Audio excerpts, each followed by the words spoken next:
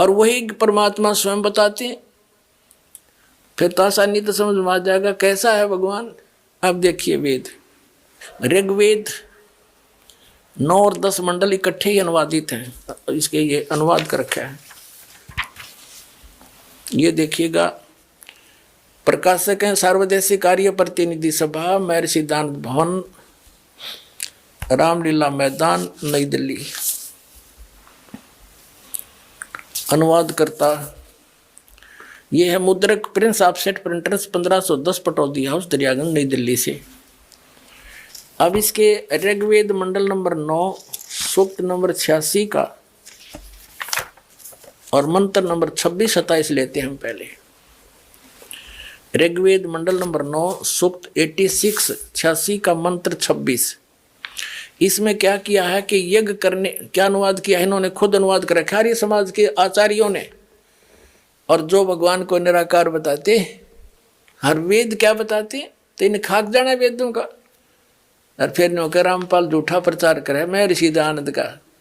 वाह भाई वाह, झूठे को झूठा कह दिया, इसमें क्या कुप्रचार हो गया, सच्चाई कही है। देखो ये खुद अनुवाद कर रहे हैं कि यज्ञ करने वाले यजमानों के लिए, हम 26वां मंत्र पढ़ रहे हैं। यज्ञ करने वाले, यज्ञ माने धार्मिक अनुष्ठान, साधना करने वाले यजमान माने साधकों यानी भक्तों के लिए परमात्मा सब रास्तों को सुगम करता हुआ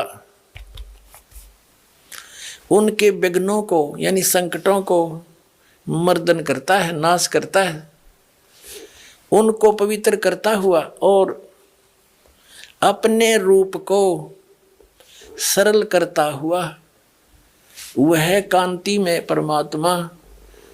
अब देखो इन्होंने इसका अर्थ सर्वज्ञ कर दिया कबीर का। ये देखो ये है कबीर, हम कबीर बोला ब कबीर, हम वेदों को वेद बोलते हैं, यहाँ कबीर, इसको इन्होंने संधि छेद करके ऐसे लिख दिया और अर्थ कर दिया सर्वज्ञ। यह लिखना था वो कबीर देव, कबीर देव, देव माने परमात्मा, कबीर भगवान विद्युत के समान क्रीड़ा करता हुआ वर्णीय पुरुष को यानी अच्छी आत्मा को प्राप्त होता है। अब ये कंसेप्ट क्लियर कराएंगे, इसको देखेंगे कि कबीर माने कबीर देव होना चाहिए। यहाँ पर कबीर साहब, भगवान की महिमा चल रही है और भगवान की महिमा में कबीर शब्द है तो कबीर देव, ये कवि मान लो, कबीर देव लिख दो, ये कबीर देव, हम कबीर देव कहते हैं, हमने कबीर, ये कवि मानना है। तो यहाँ अगर अनुवाद सही करेंगे इसका तो कबीर देव लिख दो। जैसे यजुर्वेद है, अपने आत्माओं आज हमने कंप्यूटर तो ही बना लिए और ऐसे ऐसे जटिल प्रश्न हल करते हैं हमारे बच्चे, बेटियां बच्चे। तो ये तो कुछ भी कोई ना तो आपके लिए समझने में, वो तो 1-2 रोटी के लिए माथा पे 16 साल करते हो और यहाँ 2 मिनट में समझा देगा ये दास, आपको सारी बात समझ में आ जाएगी, भगवान पावांगे, सतलोक चलेंगे।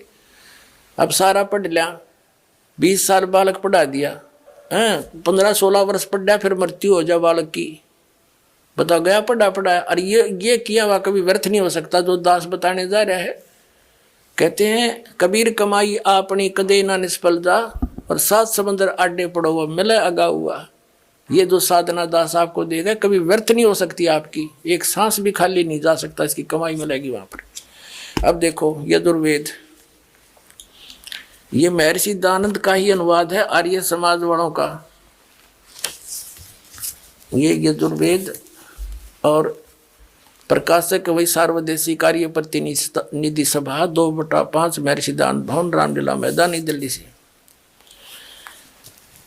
महर्षि दानंद सरस्वती द्वारा इसका अनुवाद है। Prince offset printers 1510 Pataudi house Daryaganj नई दिल्ली से ही प्रकाशित छपा है। इसके 36वें अध्याय को आपको दिखाते हैं। प्रथम मंत्र में ये है यजुर्वेद और 60-30 अध्याय 36वां अध्याय है। इसके प्रथम मंत्र में यजु शब्द है। ऋचम वाच्यम परपदे मनो यजु परपदे श्याम प्राणम परपदे चक्षु श्रोत्रम परपदे। ये यजु शब्द लेना हमने। इसका अर्थ क्या किया महर्षि दानंद ने, यहाँ देखना। ये किया है यजु का अर्थ यजुर्वेद किया, बिल्कुल सही लिखा। यदि इस यजु शब्द का कोई अर्थ तो बनता है, यजु माने साधना, परमात्मा से मिलाने वाले मंत्र, इसका कुछ अन्य अर्थ कर देते तो ये कैसे पता लगता कि महिमा यजुर्वेद की है, उस बुक की है। यहां यजुर्वेद लिखना अनिवार्य था, जबकि यह केवल यजु है, ये यजुर्वेद लिख दिया, बिल्कुल सही किया, ये सही अनुवाद है। और इसका अर्थ कर दे, जैसे यहाँ कबीर देव, कवि होता तो लिखना चाहिए था कबीर देव, अगर उसका अर्थ कर दें तो कैसे पता चलेगा वो परमात्मा कौन है जो ये लीला करता है, उसका नाम क्या है। तो ये कबीर देव लिख देते, कबीर देव। हम उसने कबीर पढ़ रहे हैं, कबीर वह को वह बोलते हैं हम, इसलिए अब भ्रंश करके उसको कबीर साहब कहने लगे। देव माने साहब को, राम को, गौडल्ला को, खुदा को। तो अब हम फिर आते हैं ऋग्वेद मंडल नंबर 9 सूक्त नंबर 86 के मंत्र 26 पर। अब हम यजुर्वेद रख दिया, ऋग्वेद उठा लिया, और ये भी इन्हीं आर्य समाज के आचार्यों द्वारा, आर्य समाजियों द्वारा अनुवाद है। ये देखिएगा, ऋग्वेद मंडल नंबर 26 मंडल नंबर 9 सूक्त 86 का, ऋग्वेद मंडल नंबर 9 सूक्त 86 का मंत्र 26 क्या लिखा है कि यज्ञ करने वाले यजमानों के लिए परमात्मा यानी साधना, धार्मिक अनुष्ठान, यज्ञ माने धार्मिक अनुष्ठान करने वाले यजमान माने भक्तों के लिए परमात्मा सब रास्तों को सुगम करता, उसके रास्ते खोल देता है, उनके विघ्नों को यानी उनके संकटों को मर्दन करता है, नाश करता है, और उनको पवित्र करता हुआ और अपने रूप को सरल करता हुआ वह कांति में परमात्मा कबीर देव, या लिखना चाहिए था कबीर देव, कबीर देव विद्युत के समान क्रीड़ा करता हुआ वर्णीय पुरुष को प्राप्त होता है, अच्छी आत्मा को मिलता है। फिर देखना ऋग्वेद मंडल नंबर 9 सूक्त 86 का मंत्र 26 पढ़ दिया 27 में। जो परमात्मा धूलोक के तीसरे पृष्ठ पर विराजमान है। अब इसे क्या सिद्ध हो गया कि वो परमात्मा तीसरे धूलोक यानी उस तेजो में, सतलोक के तीसरे पोर्शन में, 3 विभाग हैं सतलोक के, आपको बहुत बार बताया है। बाह्य क्षेत्र में बाग बगीचे हैं, झरने बह रहे हैं, सुंदर हीरे पन्नों के, वहाँ पर जैसे यहाँ पत्थर के पहाड़ हैं, वहाँ हीरे पन्नों उनके हीरों के पहाड़ हैं, और वहाँ फलदार वृक्ष हैं, सदाबहार वृक्ष हैं, और दूसरे भाग में नर और नारी ऐसी सृष्टि है जैसे आपकी यहाँ पर, लेकिन शरीर वृद्ध नहीं होता, वह मृत्यु नहीं होती, कोई दुख नहीं, कोई अभाव नहीं, कोई रोग नहीं किसी प्रकार का। और तीसरा जो पोर्शन है उसमें केवल हंस आत्मा रहती हैं, जो ओनली नर रहते हैं, और उसमें एक स्थान है जहाँ परमात्मा स्वयं विराजमान है। गुम्बज है, राजा के समान बैठे हैं वहाँ पर परमात्मा सिंहासन के ऊपर, सिर पे मुकुट है, सफेद छत्र है, बहुत बड़ा आलीशान उनका मकान है, परमात्मा जहाँ रह रहे हैं। अब ये तो स्पष्ट कर दिया कि वो परमात्मा तीसरे धूलोक के तीसरे पृष्ठ पर, तीसरे स्थान पर विराजमान है, तीसरे पोर्शन में। और ये आर्य समाज और ये इसके परिवर्तक महर्षि दयानंद क्या कहते हैं, एक झलक फिर दिखा दूं। ये सत्यार्थ प्रकाश महर्षि दयानंद का अनुवाद है, ये अनुभव है, ये निराकार बताता है भगवान को। ये कहाँ से छपा है, पुण्यात्मा इनकी पाले से ना उतरेगी, इतना आपका समझ में ना आवे। अगर सचमुच ये इतने अनजान थे, अज्ञानी थे, असली और नकली नोट साथ साथ दिखाए जाएंगे तभी हम समझ पाएंगे। ये कहाँ से प्रकाशित है, आचार्य प्रिंटिंग प्रेस, दयानंद मठ गोहाना मार्ग रोहतक से। इसके देखिएगा, ये आपने पहले ही पढ़ा था, फिर देख ली सप्तम समोल्लास में। ये सप्तम समोल्लास सत्यार्थ प्रकाश के 154 पृष्ठ पे प्रश्न किया किसी ने, ईश्वर साकार है निराकार? महर्षि दयानंद कहते हैं परमात्मा निराकार है। स्पष्ट हो गया। अब हम फिर आते हैं ऋग्वेद, इन्हीं के नारिय समाजियों का अनुवाद है ये ऋग्वेद। और पुण्यात्मा अगर दास इसका अनुवाद करता और आपको बताता तो ये अवश्य भ्रमित कर। पहले कह रहे थे रामपाल ने संस्कृत नहीं आती, तो इनका फिर दाव लग जाता। आम आदमी ये समझ लेता भाई संस्कृत तो जो जानते हैं वही समझ सकते हैं। ये अभी थोड़ी सी कमी त्रुटि आपका जरूर रह जाती है कितना न कितना है, तो वह बिना छोड़ी भगवान ने इन इंजीनियरों द्वारा ही करवा दिया अनुवाद। इनकी बुद्धि व पत्थर घेर दिया जब ये सच्चे श्लोक परमात्मा ने अनुवाद करवाया। परमात्मा क्या नहीं कर सकता, जीव का क्या औकात है। चोर चुरावे तूंबड़ी गाड्डे पानी में, वह गाड्डे वह ऊपर आओ सच्चाई छानी ना।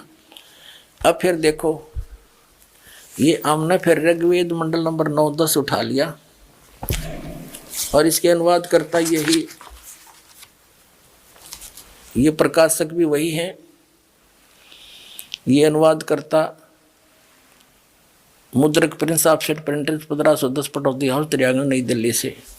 अब हम ऋग्वेद मंडल नंबर 9 सूक्त 86 का मंत्र 26-27 पढ़ दिया।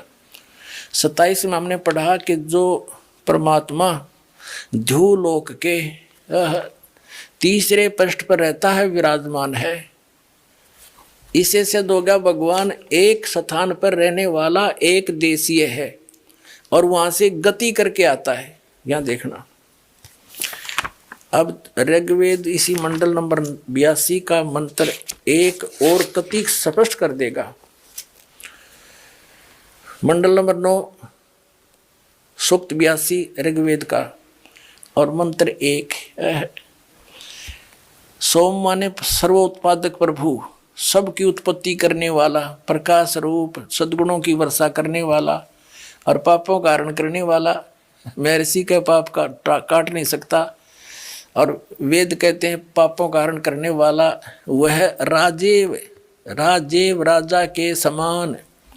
ये देखो 269 पे पढ़ा हमने, कदे नहीं सोचा पृष्ठ बदल गया होगा। अब 270 पे राजेव के, राजा के समान, यहाँ तो लिखा राजा के समान, राजा के यहाँ आ गया समान। राजा के समान दर्शनीय है, देखण जोगा है, साकार है, राजा के समान सिंहासन पर बैठा है और वह पृथ्वी आदि लोक लोकांतरों के चारों ओर शब्दमान हो रहा है। वह वर्णीय पुरुष को जो दृढ़ भक्त है उसको पवित्र करता हुआ मिलता है, उसको प्राप्त होता दृढ़ भक्त को, अच्छी आत्मा को जो दृढ़ भक्त है। जिस प्रकार विद्युत स्नेह वाले स्थानों को आधार बनाकर प्राप्त होता है। और देखियो फिर क्या किस उद्देश्य से लेकर आता है। हे परमात्मन, उद्देश्य करने, उपदेश करने की इच्छा से आप महापुरुषों को प्राप्त होते हो। आप अत्यंत गतिशील पदार्थ के समान यानी बहुत तीव्रता से हमारे अध्यात्म यज्ञ को प्राप्त होते हो। आप कबीर देव हैं, वो सिद्ध कर दिया था। आप कबीर देव हैं, आप कबीर साहब हैं, शुद्ध स्वरूप हैं। हमारे पापों को दूर करके हे अमर परमात्मा हमको सुख दें। अपने आत्माओं मोती मुक्ता दर्शत नाही, ये जग है सब अंदरे, दिखत के तो नैन सुम इनका फिरा मोतिया बंदरे। ये कहाँ थे महर्षि विद्वान और गच्छामी संस्कृत ने घोटे बैठे थे, इन्हें का पता नहीं। वेद क्या बताते हैं, भगवान साकार है, नर आकार है, राजा के समान देखने में है, वहां पर एक स्थान पर रहता है। ये निराकार बताते हैं आर्य समाज के आचार्य और महर्षि दयानंद। और परमात्मा किसी लोक में नहीं रहता। तो खाक विद्वान था ये, क्या जाना इनको, इन्होंने वेदों को। अपना आत्मा, इसमें एक प्रसंग आया है कि वो परमात्मा वहां से चलकर आता है और ऐसे आता है जैसे आकाशीय बिजली 1 सेकंड में आ जाती है। कैसा गजब का उदाहरण दे रखा है कि जैसे आकाशीय बिजली बादलों वाली किसी वस्तु को आधार बनाकर उस पर अट्रैक्ट होती है, उसी पर गिरती है। जैसे पहले पुराने समय में कांसी की थाली आदि बेले होते थे धातु के, तो वर्षा के दिनों में हमारी माताएं उठाकर अंदर रख देती थी। हमारी दादी कहती थी कि कांसी धातु की कोई भी वस्तु बाहर नहीं रहनी चाहिए, उस पर बिजली गिरती है, उसका अट्रैक्शन होता है उसके ऊपर, धातु पर। तो यहाँ वही प्रमाण दिया है कि वो जैसे आकाशीय बिजली किसी वस्तु का आधार बनाकर उस पर अट्रैक्ट होकर आती है, ऐसे ही वो परमात्मा उन पुण्यात्माओं, अच्छी आत्मा, दृढ़ भक्त हैं जो उनको मिलते हैं, ऐसे आते हैं जैसे उन पर आकर्षित होते हैं। वो किन किन को मिले? आदरणीय धर्मदास साहिब जी बांधवगढ़ वाले को, आदरणीय मुल्कदास जी, आदरणीय नानक साहिब जी सिख धर्म के प्रवर्तक को, आदरणीय दादू साहिब जी, आदरणीय गरीबदास साहिब जी गांव छुरानी जिला दद्दर वाले को, हरियाणा वाले को जो दृढ़ भक्त थे, आदरणीय गीसा दास साहिब जी गांव खेखड़ा जिला मेरठ उत्तर प्रदेश वाले को। ये तो दास के नोटिस में किन महापुरुषों को वो सीधे मिले। और ये ऐसे दृढ़ भक्त थे, इन्होंने परमात्मा से जो ज्ञान ग्रहण किया लिख दिया, लेकिन बताया नहीं किसी को। परमात्मा ने कहा था, धर्मदास मेरी लाख दुहाई, ये तत्व ज्ञान की तबार न जाई। धर्मदास मेरी लाख दुहाई, ये सार शब्द सतनाम की तबार न जाई। और सार शब्द बार जो पढ़ी, बिचली पीढ़ी हंसनी तेरही। इन नकलियां का हाथ लग जाता ये ज्ञान और ये समाधान, ये मंत्र। तो आज दास कैसे भिन्नता बताता कि ये नकली हर ये असली मार्ग है वेदों और गीता और पुराणों के अनुसार। तो परमात्मा ने इन महापुरुषों से कहा था कि तुम दृढ़, वो दृढ़ भक्त थे। नानक साहिब जी ने पूरे सिख समाज को नहीं बताया, वो मंत्र 2 अक्षर का स्वयं जाप करते थे। उनकी जन्म साखी में, समुद्र की साखी में प्रमाण है। और वही प्रमाण गरीबदास साहिब जी कहते हैं, वही 2 अक्षर का मंत्र सतनाम है। वही धर्मदास साहिब जी को परमात्मा ने दिया। कबीर साहब सागर में आपको दिखा के उस पर ये जाप वो करते थे, लेकिन उन्होंने आगे धर्मदास जी थोड़े से नर्मात्मा के थे। परमात्मा उसके साथ रहे, लिखवा दिया कबीर सागर में सारा, लेकिन उनको आगे अपने वंशजों को भी वो नाम नहीं देने दिया। केवल पहले मंत्र के 5 नाम दिया करते थे। कबीर परमेश्वर ने स्वयं धर्मदास जी के लड़के को उनके सतलोक गमन करवा दिया, उनको धर्मदास जी को। पुणात्माओं, ये बड़े गुड रहस्य हैं। एक दिन के सत्संग में सारे कंसेप्ट क्लियर नहीं होते। दास चाहत नहीं है एक दिन में सारे उलेट दूं आपके ऊपर, दूध की बौछार कर दूं अमृत की। पर कैपेसिटी होती है प्रत्येक की, आपके सुनने की भी, बैठने की भी।